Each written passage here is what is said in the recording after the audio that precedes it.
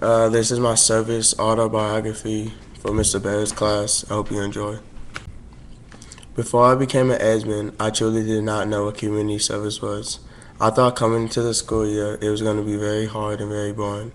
My friend who also goes to St. Edward told me that it wasn't that bad, but I was still very nervous about it. I'm not very good at meeting new people, so I was kind of nervous my first time I did community service. The first time I did community service, I helped set up a Catholic fest with my football team. I was very thankful that I got to go with my football team because it made me way less nervous. When I got there, I thought service meant just giving out food, and I thought it would be very boring. When I found out the service requirement, I was kind of nervous, but as I continued doing more and more community service, I actually started to enjoy going. Since the fest, I have been to many types of retirement homes, helped set up events, and many other things. I have done many types of different service. For example, I have set up a fest, went to many retirement homes, picked up chairs, and fed the homeless. The thing that I enjoyed the most was meeting new people. Like I said before, at first it was very hard meeting and talking to new people, but that completely changed. I love hearing all the new people's stories and just listening about their life. I wouldn't have changed anything about the service I did because I honestly enjoyed every second of it. Like I said before, some challenges were communicating with people at first, but that completely changed. Another challenge was planning the service because I had a very busy schedule and I wish I would have planned the service a little better because sometimes I had to leave early because I had something else to do. My favorite story about community service is when I fell out my chair while I was playing Connect 4 at a retirement home.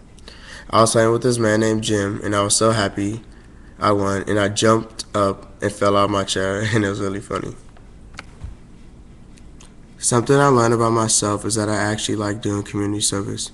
The first time I did community service, I thought I would just go through the motions, and I thought it would be very boring, and I just really wanted to get it over with.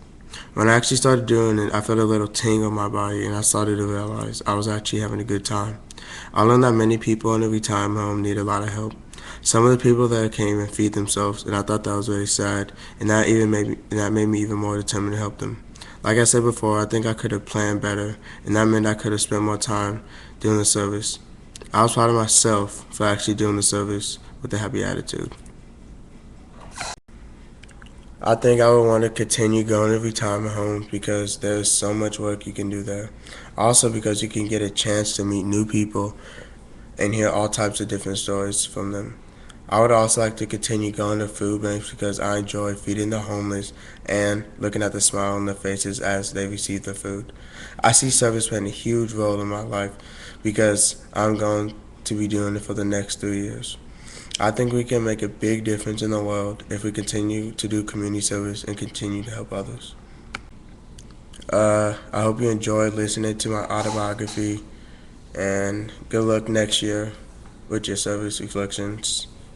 Just remember, if you actually try to engage in it, you'll end up having fun. Thank you.